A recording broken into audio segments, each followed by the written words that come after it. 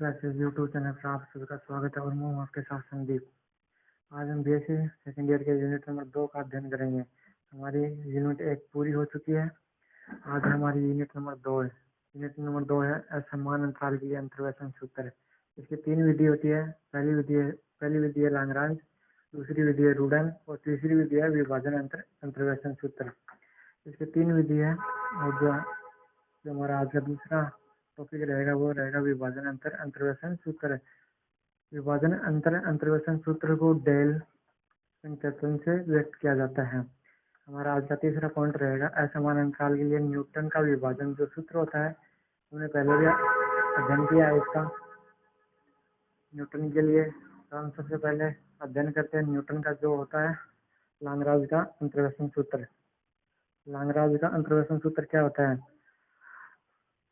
Lagrange ने एक नियम दिया था कि यदि दो चर x और y किसी अन्य संगत चर के f(x) और f(x) 0 के संगत हो और उनका भागफल किसी एक अचर राशि के बराबर हो, जैसे लाग्रांज का अंतर्वेशन सूत्र होता है लाग्रांज का अंतर्वेशन सूत्र वो होता है f(x) यदि कोई फलन है f(x) बराबर x माइनस x1 और x minus x2 x minus xn, यदि यहाँ पर f 0 है तो यहाँ x1 से स्टार्ट होगा जो x माइनस x1, और यदि यहाँ पर x1 होगा तो यहाँ से x0 से स्टार्ट होगा। यहाँ पर x0 से स्टार्ट होगा जैसे x माइनस x0, यहाँ पर x1 नहीं आएगा। जैसे यहाँ पर यदि यहाँ से x1 होगा तो नीचे का पद आएगा वो आएगा x0। यहाँ पर जो भी फलन होगा उसका चर x0 minus x1, x0 minus x2। यहाँ पर x0 नहीं आएगा क्योंकि 0 आता है शून्य जाएगा और ये पद अनंत हो जाएगा, इसलिए यहाँ पर 0 नहीं आएगा। x0 माइनस xn द्वितीय पद होगा हमारा। द्वितीय पद में यहाँ पर यदि f1 है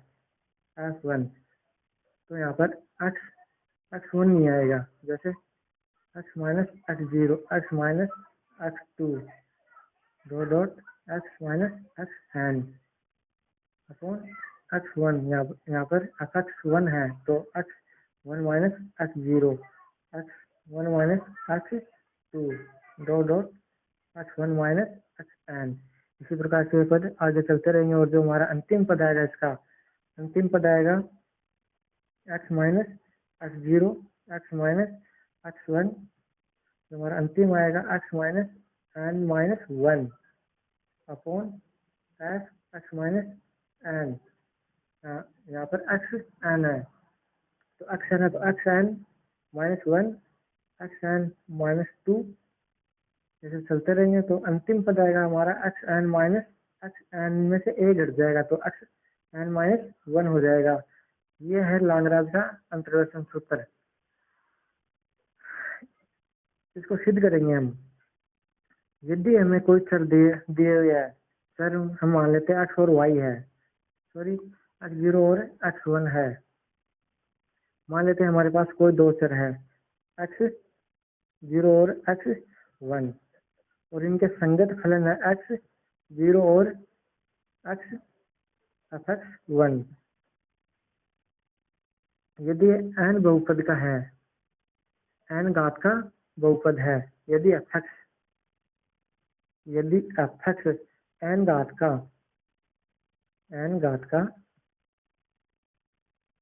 बहुपद है तो f(x) निम्न प्रकार से व्यक्त किया जाएगा।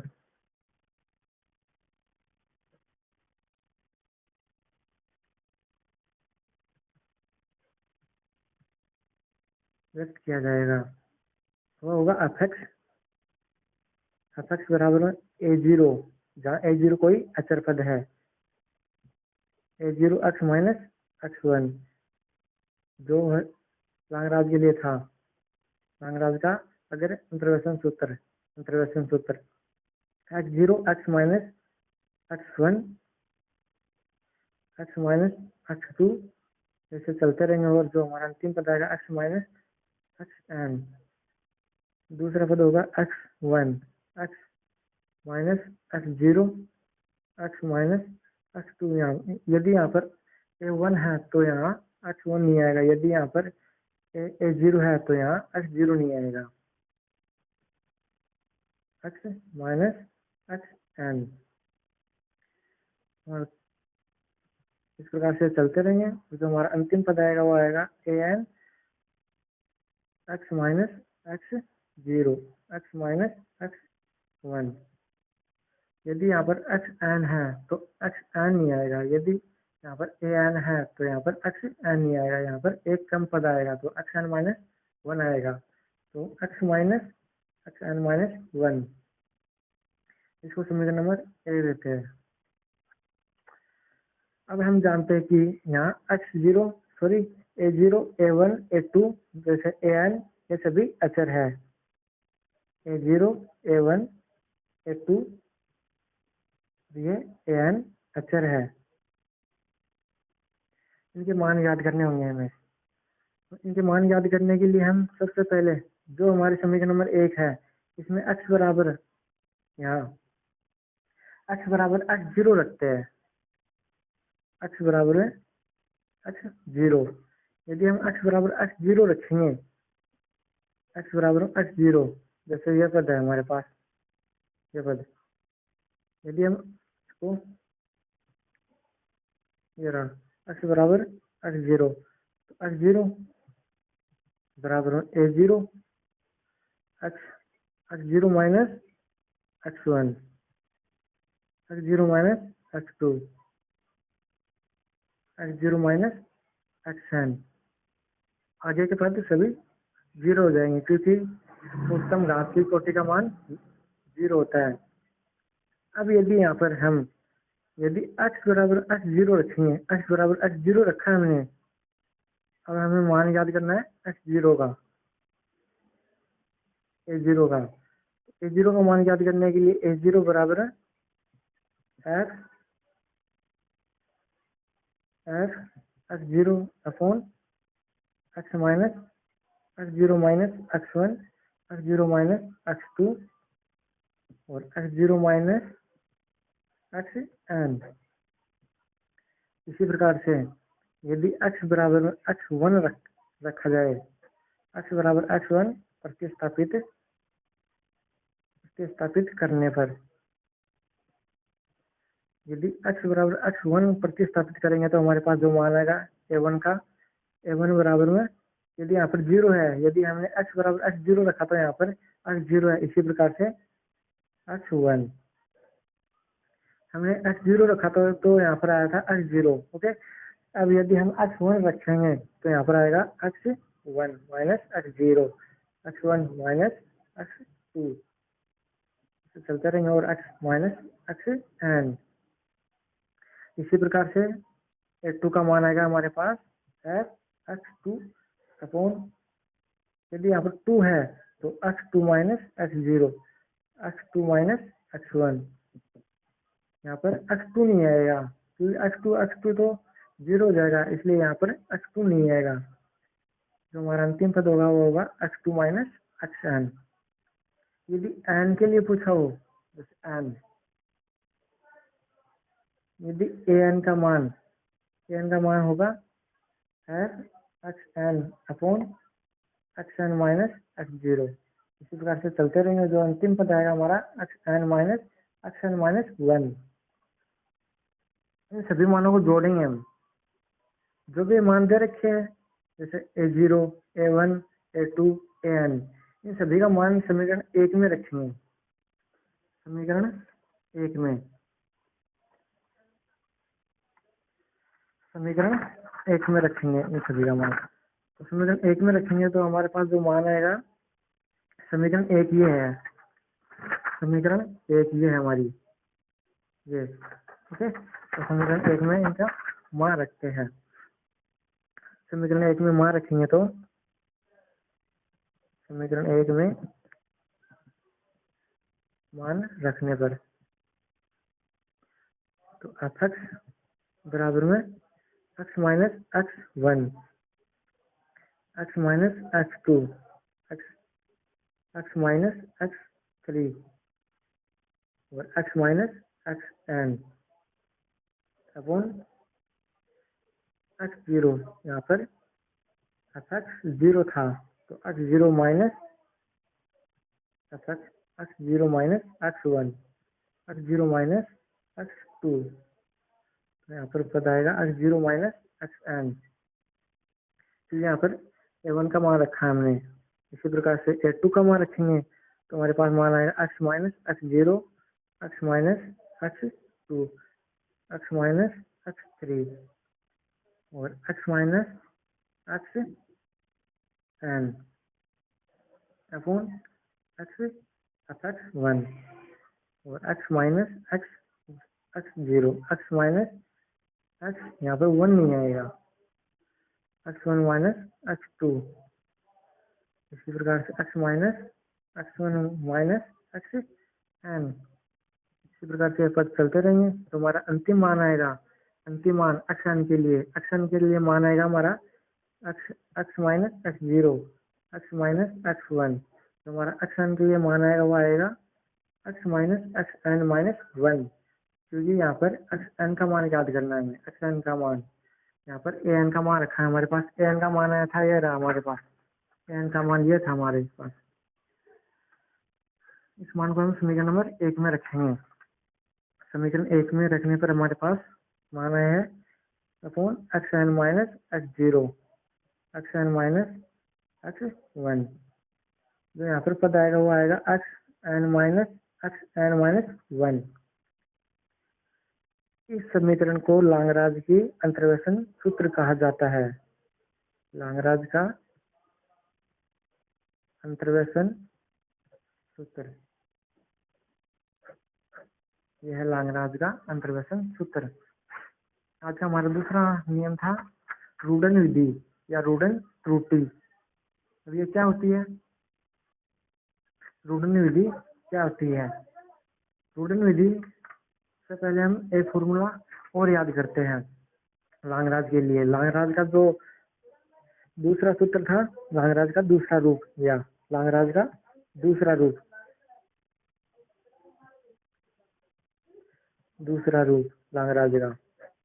लांगराज का दूसरा रूप था एफ एक्स या P N x.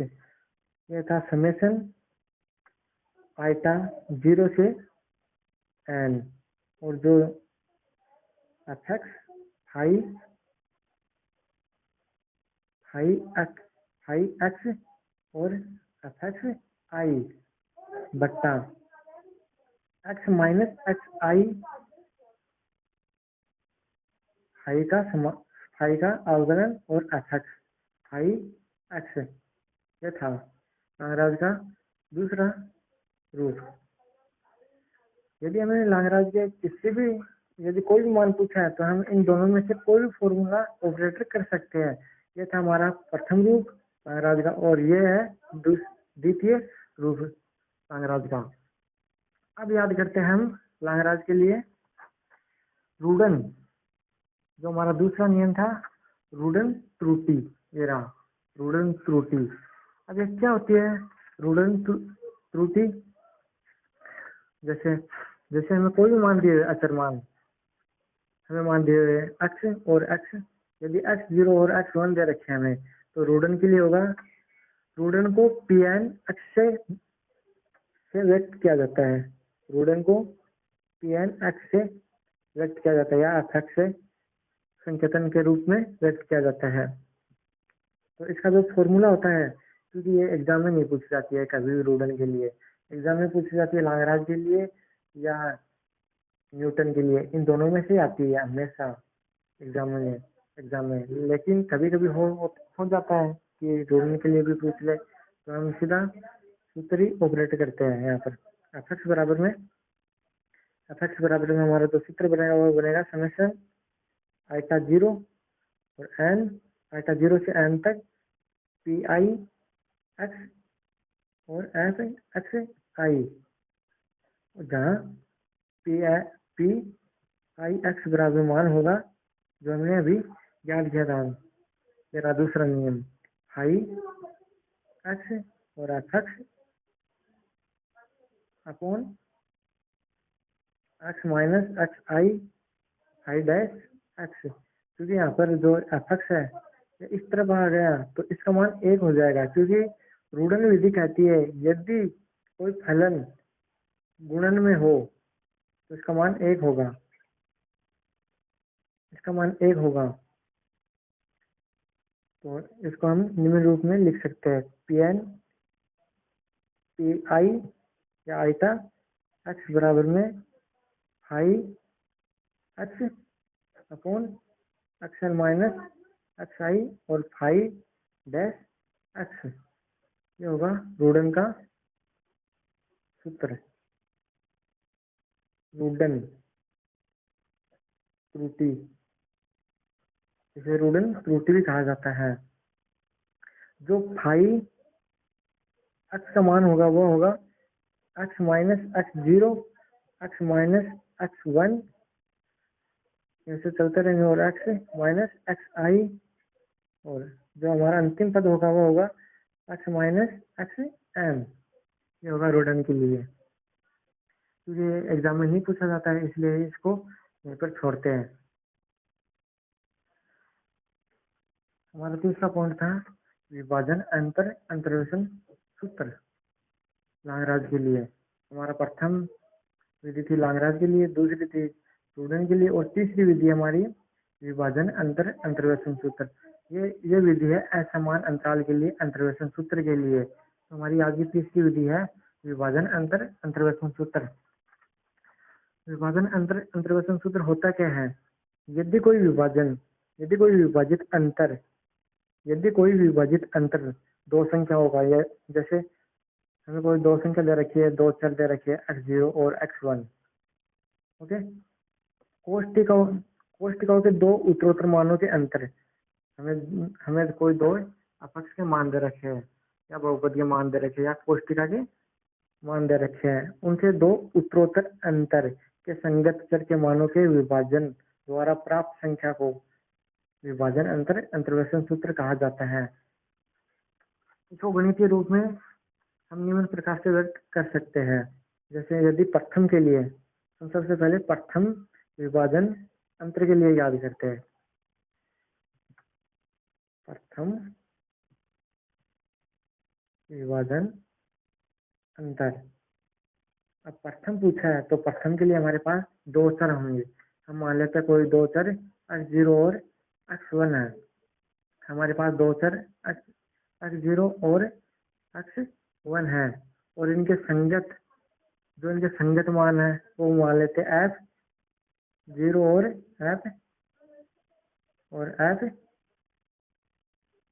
f1, okay. अब इनका जो विभाजन अंतर होगा, प्रथम विभाजन अंतर जो इनका विभाजन अंतर होगा वो होगा f। यदि हम पहले f0 लिख रहे हैं, f0 minus f1 upon x0 minus x1, या यदि यहाँ पर x1 लिख रहे हैं पहले तो x minus f0 upon x1 minus x0। यदि यहाँ पर पहले 0 लिखा है और बाद में 0 में से 1 घटाया है तो नीचे भी उसका चर ही आएगा, संगत चर आएगा। जैसे fx0 minus fx1 upon x0 minus x1, या यदि हमने पहले x1 लिखा है, यदि बाद में x0 लिखा है तो उसका संगत चर होगा x1 माइनस x0। ये हमें याद रखना होगा। इसके लिए जो अंतर्वेशन सूत्र होता है विभाजन को हमेशा डेल के संकेतन से व्यक्त किया जाता है। डेल के मध्य एक टिमकी होगी, जिसे विभाजन अंतर कहा जाता है, के संकेतन से व्यक्त किया जाता है। यह था हमारा प्रथम अंतर विभाजन। इसको यदि हमें संकेतन के रूप में व्यक्त करना चाहे तो हमारे पास मान होगा f0 माइनस f0 x1। इसको यदि संकेतन के रूप में व्यक्त करना हो तो डेल f0, यदि यहाँ पर यदि x0 है तो यहाँ पर x0 और जो डेल होगा वो डेल के नीचे आएगी x1 चर। यदि द्वितीय के लिए होता है तो यहाँ पर 2 आ जाता है, और तृतीय के लिए होता है तो 3 आ जाता है। यहाँ पर जो इसका संकेतन है इसके नीचे की संख्या। तो प्रथम होता है प्रथम विभाजन अंतर, इसको इस संकेतन के रूप में व्यक्त किया जाता है। जो प्रथम संकेतन है उसको निम्न रूप में व्यक्त किया जाता है, या f0 x1 x0 x1। तो हमारे पास जो मान होगा वो होगा fx0 minus fx1 upon x0 minus x1, या f1 minus f0 upon x1 minus x0। ये होगा प्रथम विभाजन अंतर। इसी प्रकार से ये था हमारा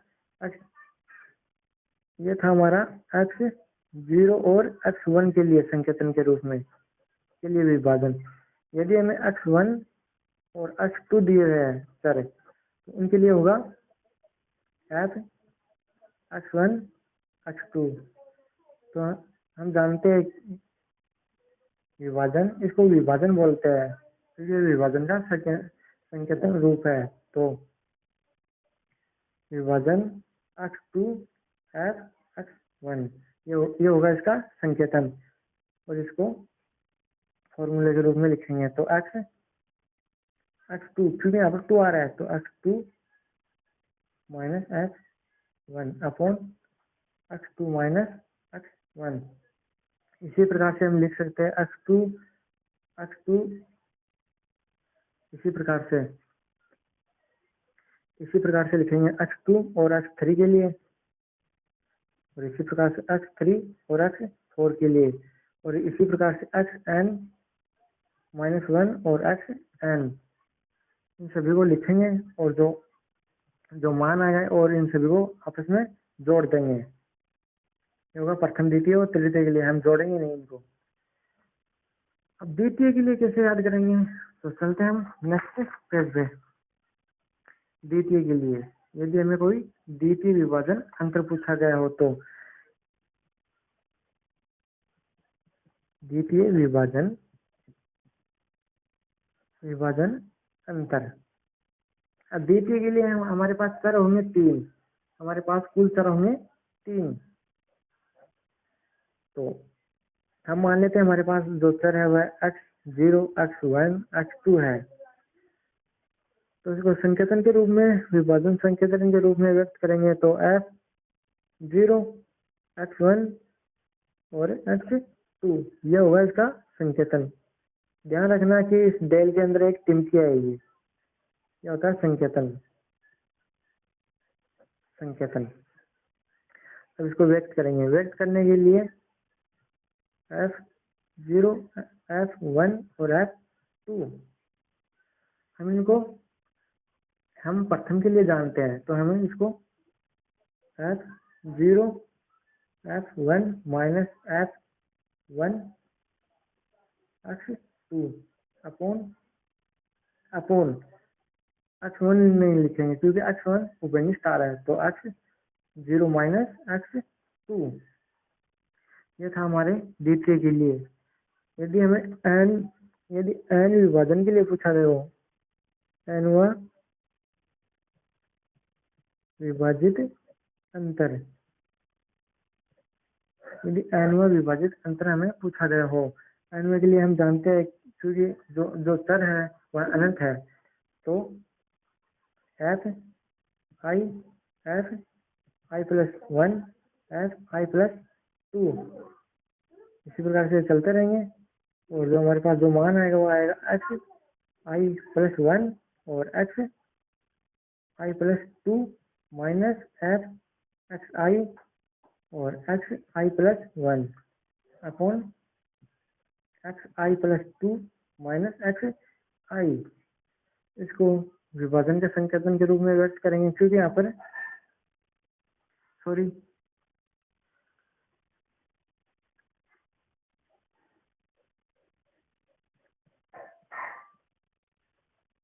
हम द्वितीय विभाजन के लिए एक बात बताना भूल गए थे। वो था हमारा द्वितीय विभाजन के लिए डेल स्क्वायर आएगा, डेल स्क्वायर F0 F1 और F2, क्योंकि हमने यहाँ पर डेल ही लिखा था, जबकि द्वितीय के लिए आएगा del square, del square. Okay, और डेल स्क्वायर को हम व्यक्त करेंगे डेल स्क्वायर और जो दे रखा है F0 और X1 और X2। अब यदि हमें अब लिखेंगे एनवा पद के लिए, एनवा पद विभाजन के लिए या विभाजित अंतर, एनवा विभाजित अंतर। अब एनवा के लिए हम जानते हैं अनंत पद है हमारे पास, n तक पद है, तो x0 x1 ऐसे चलते रहेंगे और xn, तो हमें एनवा पद के लिए विभाजन अंतर याद करना है। तो x1 x2 x3 xn minus x0, क्योंकि यहाँ पर x0 नहीं आया था, यहाँ पर हमने स्टार्ट किया था x1 से। ओके, इसी प्रकार से x1 x2, इसमें जो अंतिम आएगा वो यहाँ पर n आया, तो यहाँ पर n minus 1 upon xn minus x0। इसको संकेतन के रूप में व्यक्त करेंगे तो डेल n f0 अपॉन जो डेल के नीचे जो संख्या आएगी वो आएगी x1 x2 और xn माइनस 1 तक आएगी, सॉरी n तक xn, क्योंकि हमें nवें पद के लिए याद करना है। तो xn यह था nवां पद के लिए।